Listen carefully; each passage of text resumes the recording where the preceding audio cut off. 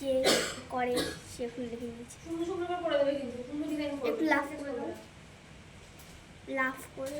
নমস্কার বন্ধুরা, আবার নিয়ে চলে এসেছি একটা নতুন রেসিপি না আইসক্রিম। আজকে আইসক্রিম বানানো শেখাবো, একদম দোকানের চেয়েও টেস্টি 2-in-1 আইসক্রিম। হ্যাঁ, দেখতে পাচ্ছ এই আইসক্রিমটা বাড়িতেই বানিয়েছি। যেমন দেখতে সুন্দর হয়েছে, খেতেও অসাধারণ হয়েছে, এত সুন্দর হয়েছে। আর দোকানের চেয়ে একদম হেলদি। বাড়িতেই যদি এত সহজেই বানানো যায়, কেন দোকানেরটা কিনবে, তাই না? খুব সহজেই কিন্তু বানিয়ে নেওয়া যাবে। আর দেখতেই পাচ্ছ কতটা সুন্দর হয়েছে। চলো কিভাবে বানিয়েছি অবশ্যই দেখাবো। তার আগে একটা লাইক দিয়ে শুরু করো ভিডিওটা দেখা। একদম দোকানের চেয়েও কিন্তু টেস্টি। এখানে আমি 1 লিটার দুধ কিন্তু ফুটিয়ে বেশ ঘন করেছি, ঠিক আছে? আগে থেকে দেখাইনি, মানে দুধটা জাল দিয়ে দিয়ে আমি বেশ ঘন কিন্তু করে ফেলেছি একদম। আর পরিমাণ মতন, যেহেতু আইসক্রিম একটু চিনি তো দিতেই হবে, একটু বেশি করেই চিনি দিতে হবে, কারণ মানে মিষ্টি তো আইসক্রিম, সেহেতু বেশ খানিকটা আন্দাজ করে আমি 1 বাটি মতন চিনি দিয়ে দিয়েছি। আর এখানে দেখো একটা বাটি নিয়েছি, দেখো একটা বাটিতে আমি কর্নফ্লাওয়ার নিয়ে নিচ্ছি এই 2 চামচ মতন, ঠিক আছে? বেশি লাগবে না, 2 চামচ। 1 লিটার দুধকে কিন্তু ফুটিয়ে কিন্তু আমি অর্ধেক করেছি, একদম অর্ধেক করবে, তাতে মানে একদম কোনো ক্রিম ট্রিম ছাড়াই কিন্তু একদম দোকানের মতন দেখতেই পাচ্ছিলে কতটা ক্রিমি হয়েছিল, প্রথমেই দেখালাম। তাই অবশ্যই মানে দুধটা কিন্তু ফুটিয়ে অর্ধেক করবে। এখানে দেখো কর্নফ্লাওয়ারটা গুলে নিয়েছি মাত্র 2 চামচে, ছোটো ওই চামচ, ছোটো চামচের 2 চামচ কিন্তু আমি কর্নফ্লাওয়ার দিয়ে দিয়েছি। আর দেখো সেটাকেও দিয়ে দিলাম এই দুধের মধ্যে। দুধটা কিন্তু একটু কমিয়ে দিয়েছি, কারণ এটা মেশানোর সাথে সাথেই কিন্তু দেওয়ার সাথে সাথেই যদি আঁচটা জোরে দেওয়া থাকে গ্যাসটা, তাহলে মানে সঙ্গে সঙ্গেই কিন্তু ঘন হয়ে যাবে, তাই একটু কমিয়ে রেখে দেবে। তারপরে দেখো নাড়তে নাড়তেই দেখো দেওয়ার সাথে সাথেই বুঝতে পেলে কতটা ঘন হয়ে গেছে। দেখো একদম ঘন হয়ে গেছে। আর দুধটা কিন্তু যত ফুটিয়ে ঘন করবে, সুন্দর অর্ধেক মতন করবে, তত সুন্দর কিন্তু হবে। আশা করি দেখে মানে ক্রিমি ভাবটা দেখে বুঝতে পারছো, কারণ চিনি দেওয়া হয়েছিল, পাতলা হয়েছিল, কিন্তু তাতেও কিন্তু কিছু না। যখনই আমি কর্নফ্লাওয়ারটা দিলাম একদম ঘন হয়ে গেছে। এবারে গ্যাসটাকে বন্ধ করে কিন্তু নাড়াচাড়া করে একটু ঠান্ডা করে নিতে হবে, ভালো করে একটু ঠান্ডা করে নিতে হবে। রাত্রিরে যেহেতু করছি, কালারটা একটু ডিফারেন্স আসতেই পারে। এখানে একটু ভ্যানিলা এসেন্স দিয়ে দিলাম। আইসক্রিমের তো 2-in-1 আইসক্রিমে অবশ্যই ভ্যানিলা এসেন্স তো দিতেই হবে, একটা গন্ধ। তাই ভ্যানিলা এসেন্সটা দিয়ে দিয়েছি আর মিশিয়ে দিয়েছি। দেখে বুঝতেই পারছো কতটা ঘন হয়েছে মাত্র 2 চামচ কর্নফ্লাওয়ার দেওয়াতে। একদম সুন্দরভাবে দেখো মোটামুটি আমি এটাকে কড়া থেকে আমি দুধটাকে কিন্তু দিয়ে দিচ্ছি মিক্সির জারের মধ্যে। এবারে আমি এটাকে ভালো করে কিন্তু ব্লেন্ড করে নেবো, ভালো করে কিন্তু বেশ কিছুক্ষণ ধরে চালিয়ে নেবে, ঠিক আছে? একটু হালকা গরম ছিল, ওই যে সবসময় বলি না তাড়াহুড়ো করি, কিন্তু একটু ঠান্ডা করে নেবে, তাতে সুবিধা হবে।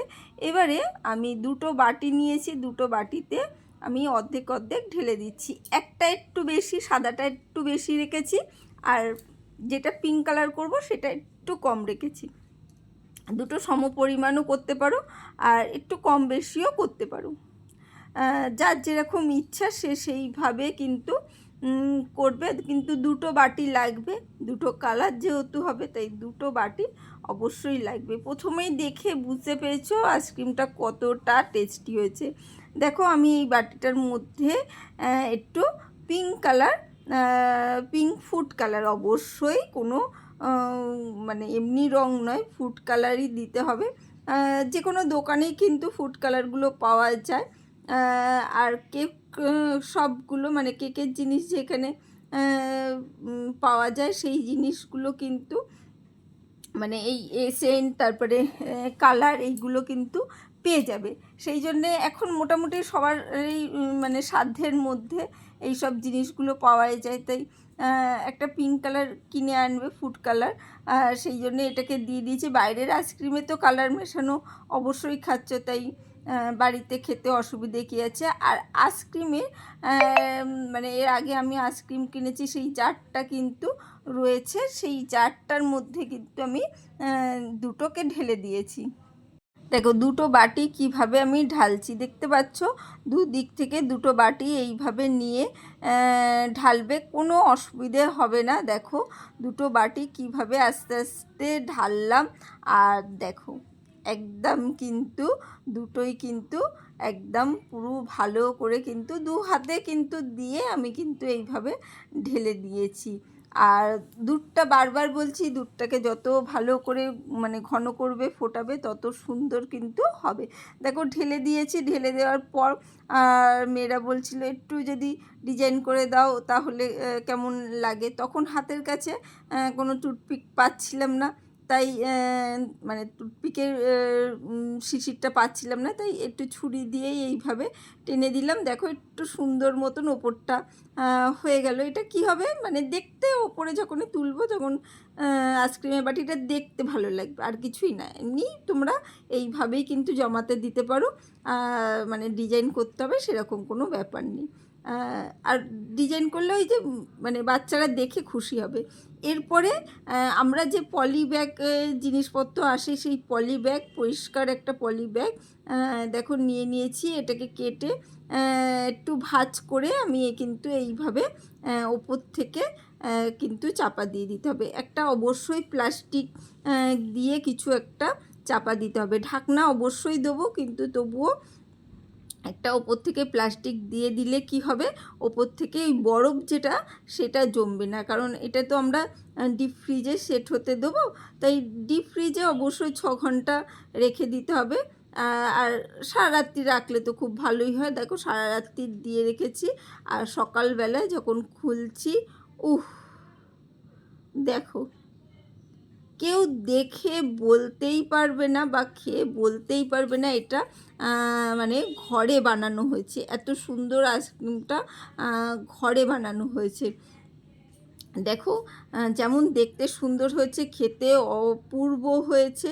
তোমরা অবশ্যই ট্রাই করো আর বলো কেমন লাগলো। আজকের জন্য টাটা, বাই বাই। আবার দেখা হবে অন্য কোনো দিন অন্য কোনো রেসিপিতে। লাইক, কমেন্ট, শেয়ার করো।